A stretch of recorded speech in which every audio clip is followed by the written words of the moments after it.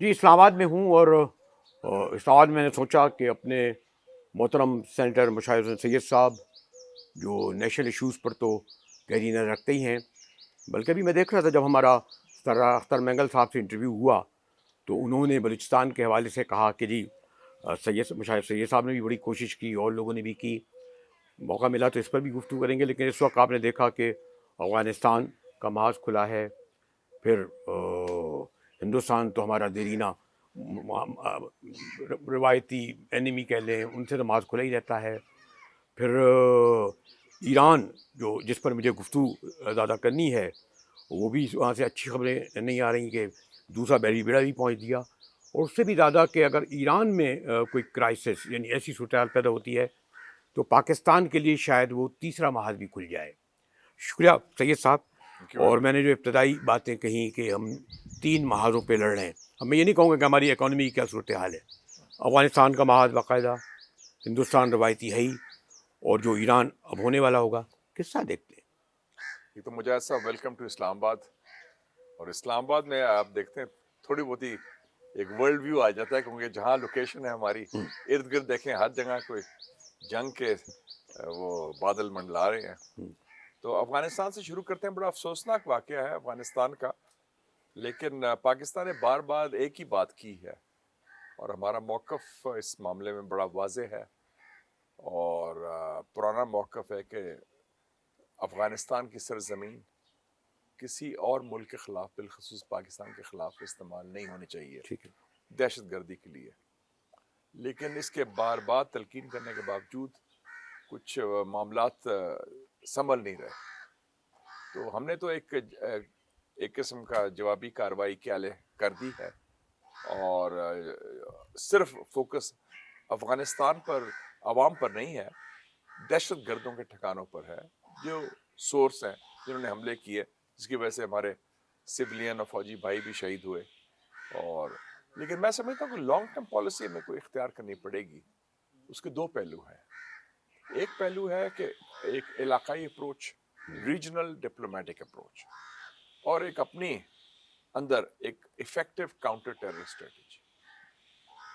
وہ میرے خیال میں ابھی دونوں چیزیں اس کا فقدان نظر آ رہا ہے۔ لیکن ایک اور بات بھی ہے سید صاحب، آپ تو ماشاء اللہ اتھارٹی رکھتے ہیں ہسٹری، کہ جب ہم لوگ ہمیشہ یہ کہتے ہیں کہ تاریخ سے نہیں سیکھتے، ہم سمجھتے ہیں حالی تاریخ ہے، یہی مستقبل ہے۔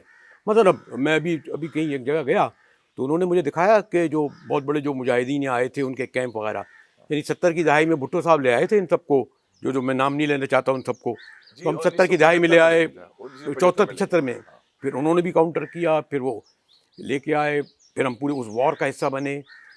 اور ابھی بھی جو میں اس سوال کی طرف آنا چاہ رہا تھا، افغانستان پہ آ گئے کہ جو ٹرمپ کی تھپکی پر ہم اتنے آگے تک جا رہے ہیں، اور وہ جو میں نے آپ سے کہا کہ اگر ایران کی جنگ ریجنل میں تبدیل ہوتی ہے تو کتنے مسائل بڑھیں گے۔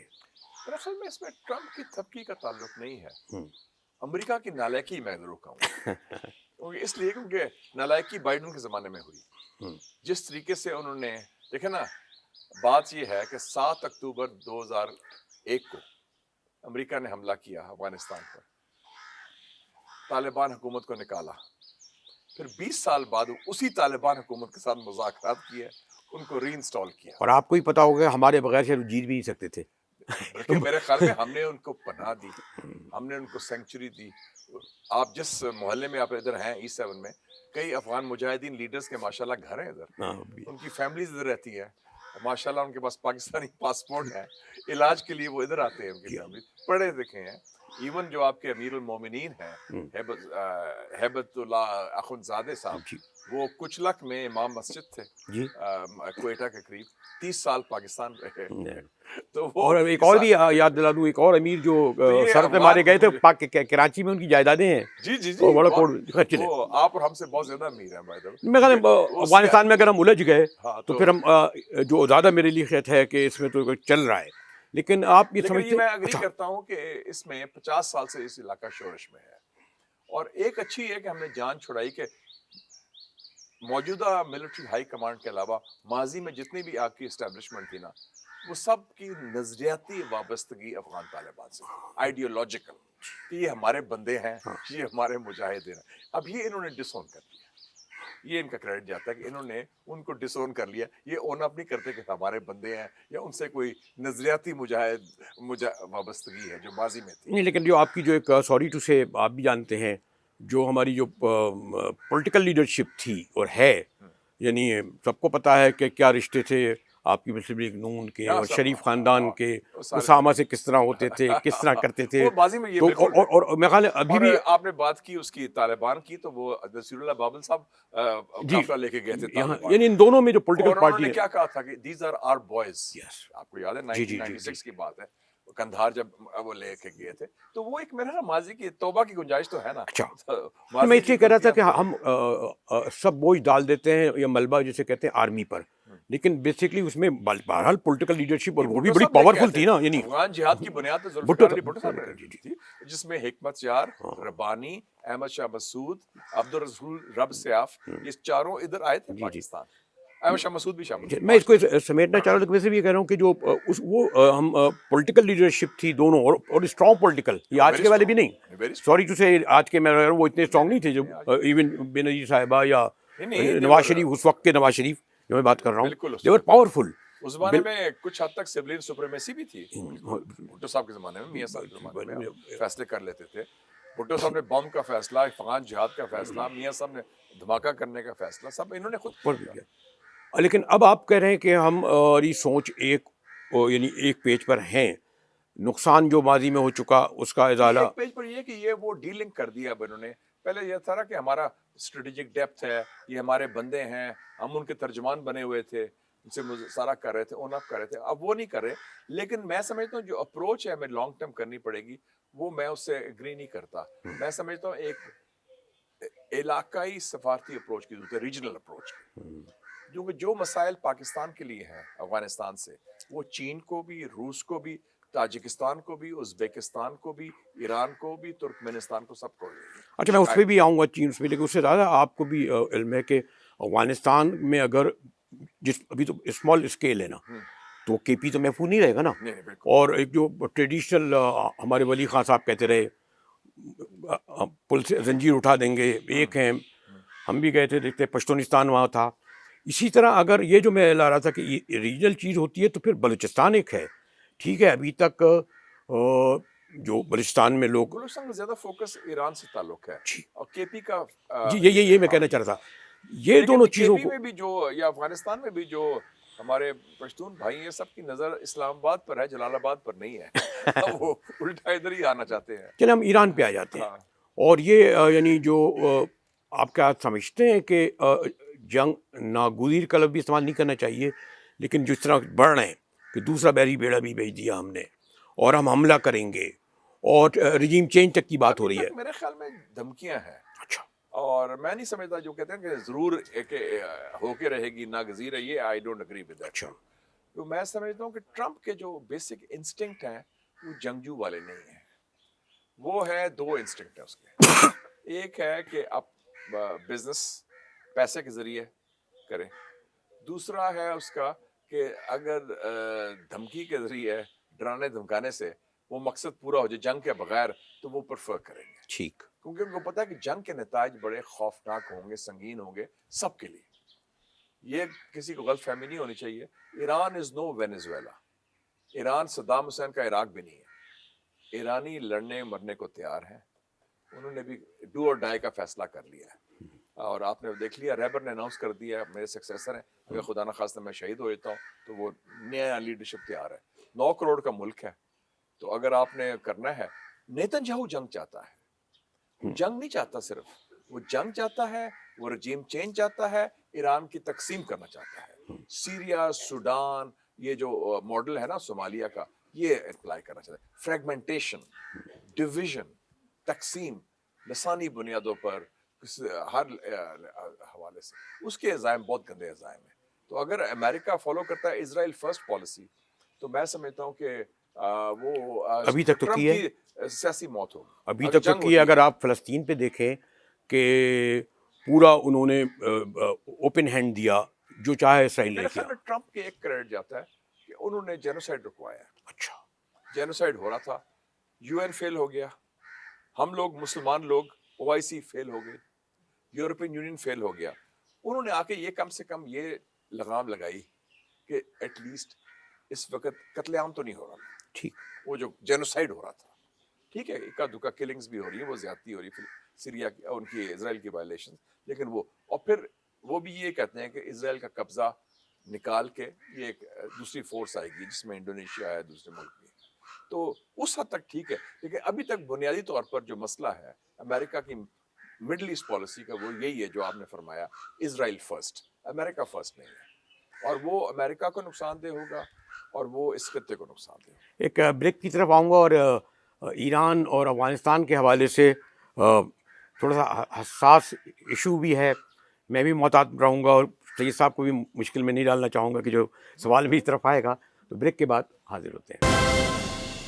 سینیٹر مشاہد سید صاحب ہمارے ساتھ موجود ہیں، اور ان سے جب گفتگو کی جائے تو کہہ رہے تھے بھائی ابھی تو چند منڈی ہوئے ہیں، آپ نے جی وہ ادھر کیمرے کے پیچھے جو لوگ ہوتے ہیں وہ کہتے ہیں جی بریک، کیونکہ ہمیں کال آ گئی ہے، ٹھیک ہے، تو بریک کے بعد پھر آج سید صاحب ایک آپ کو دیکھیں، انڈیا ایک ایسا ہے ملک کہ اس میں جب ہم لڑتے ہیں اور لڑے جو ایون بدترین جو اس وقت لڑائی چل رہی ہے پی ٹی آئی، انہوں نے بھی ہمیں سپورٹ کیا، باقی بھی جو ہیں کے پی ہوا، ایون بلوچستان کا بھی ایک حد تک کہتا ہوں وہ اپنے کو کلیئر رہتا ہے انڈیا کے معاملے میں۔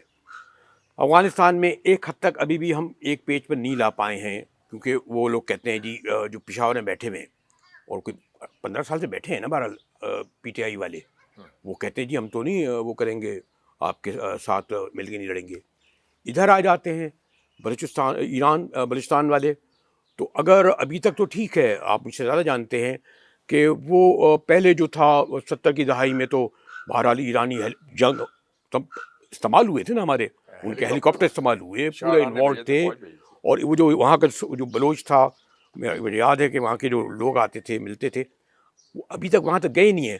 لیکن اگر معاملہ بڑھتا ہے تو یہ دو خطے جو ہیں ہمارے صوبے، اور اگر یہ بلوچستان اور کے پی ڈسٹرب ہوتے ہیں تو ہم اسلام آباد والے یہ سمجھیں کہ جی ہم تو محفوظ بیٹھے ہیں، حالانکہ وہ بھی اب محفوظ نہیں رہا، وہاں بھی اب دیکھیے آنے لگے۔ تو یہ بتائیں کہ جو آپ جیسے لوگوں کی پتہ نہیں ایڈوائس کتنی سنتے ہیں، انہیں نہیں پتا کہ جب تک قومی ملک میں ایک پیج پہ قومی استحکام نہ ہو تو پھر دشمن سے یا مخالف سے لڑنا مشکل ہوتا ہے، صورتحال کو سنبھالنا مشکل ہوتا ہے۔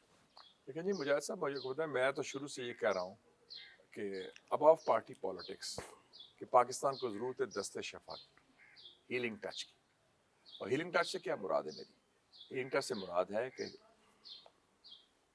حزب اقتدار اور حزب اختلاف کو اکٹھے مل کے چلنا، ٹھیک، اور اگر کے پی کی حکومت پی ٹی آئی کی ہے تو آپ ان کو دیوار کے ساتھ نہیں لگا سکتے، نیا لگانا چاہیے۔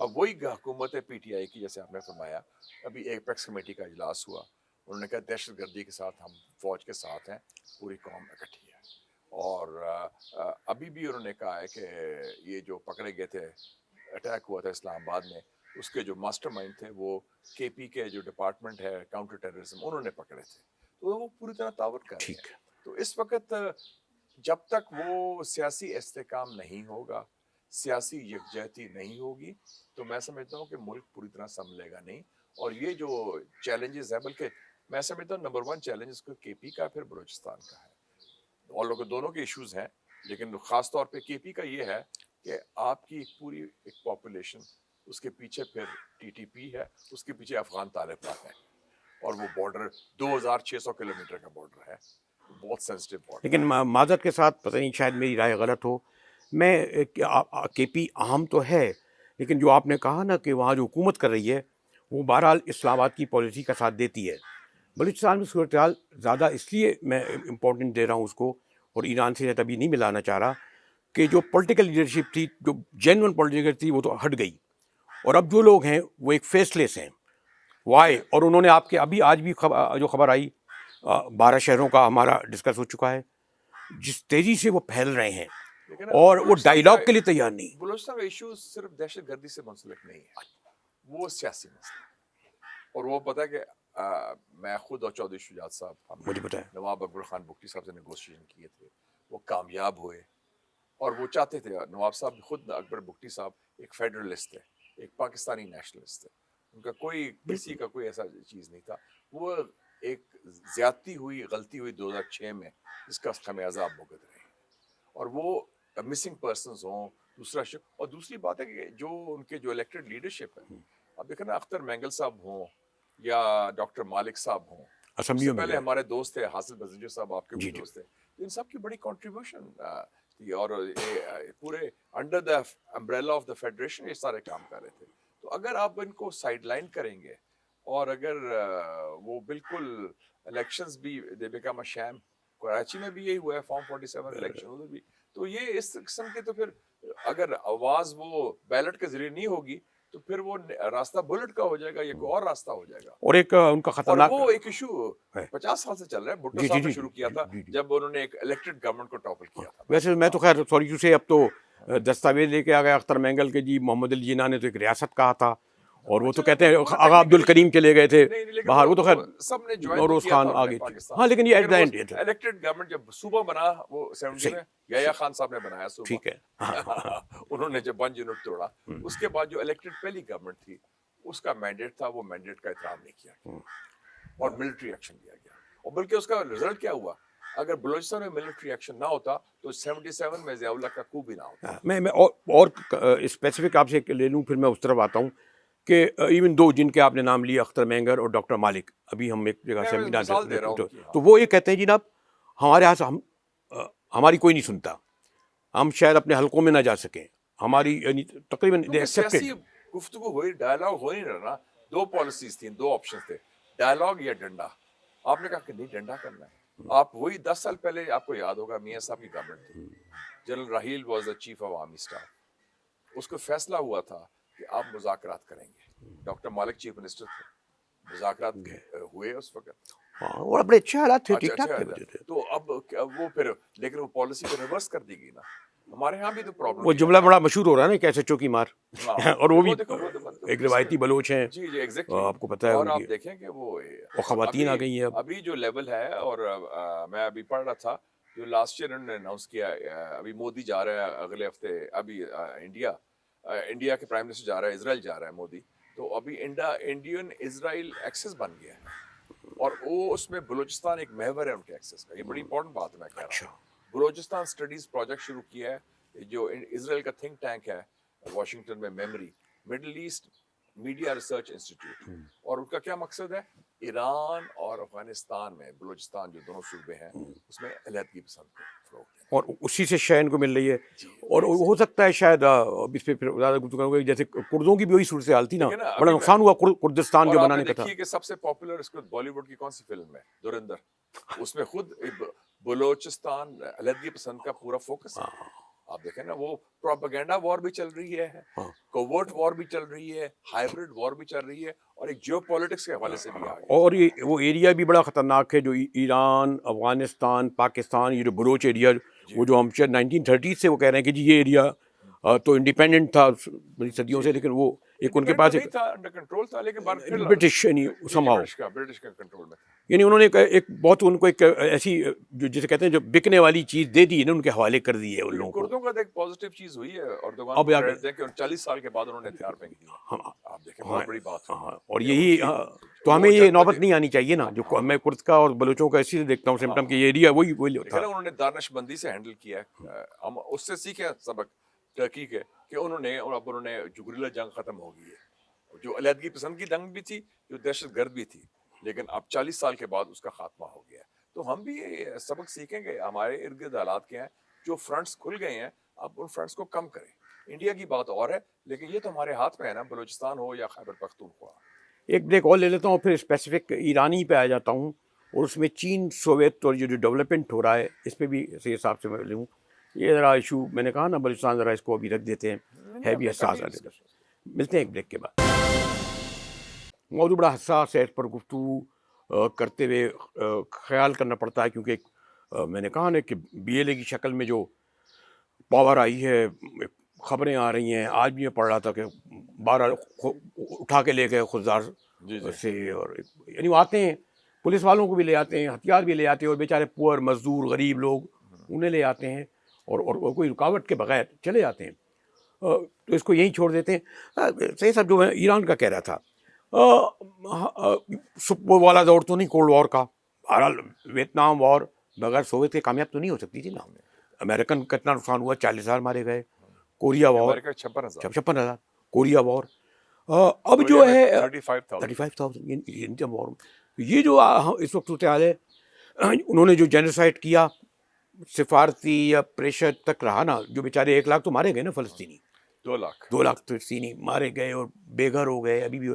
अब जो सूरत हाल है ईरान वाले इशू पर, और जो आप ही राय दिया कि इनकी सिफारती सपोर्ट तो रहेगी, एक हद तक माशी भी रहेगी, लेकिन वो खामोशी से, यानी वो इन्वॉल्व नहीं होंगे ना, इस पोजीशन में है.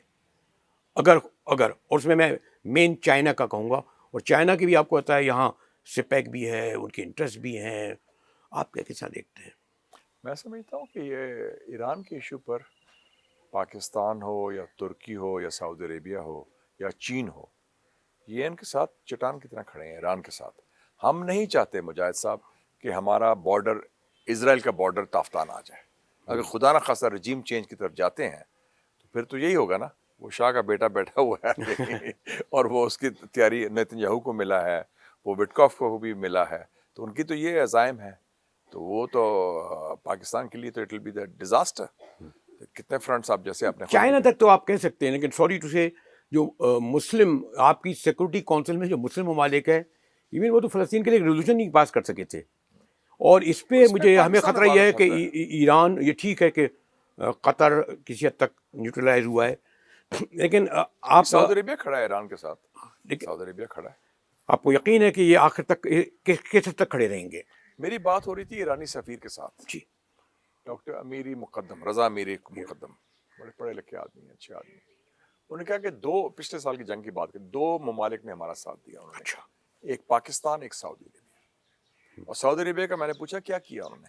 कहा जी उन्होंने हमारे ख़त लिखा किंग सलमान ने, बादशाह ने, रहबर को, आयतुल्लाह उल उज़्मा सैयद अली ख़ामनेई साहब को, अपने बेटे को भेजा जो MBS है, मोहम्मद बिन सलमान का छोटा भाई है, खालिद बिन सलमान KBS, जो वज़ीर दिफ़ा है, उसको कहा ये ख़त लेके जाओ और बताओ कि हम ईरान के ख़िलाफ़ किसी जासूस का हिस्सा नहीं बनेंगे, हम उसकी मुखालफत करेंगे, हम ईरान के साथ खड़े होंगे, और फ़लस्तीन के ऊपर जब तक फ़लस्तीन की रियासत नहीं बनती, विद यरूशलेम एज इट्स कैपिटल, हम इजराइल से कोई राब्ता नहीं रखेंगे. लेकिन ये जो लास्ट बहरहाल उन्होंने हमला तो हुआ इसराइल, जो ईरान का जो लास्ट हुआ, बड़ा नुकसान हुआ, उनके कमांडर मारे गए, उनका एटमी सलाहियत भी लगता है निशाना बनी. लेकिन जो नुकसान इजराइल को हुआ है वो भी देखे ना.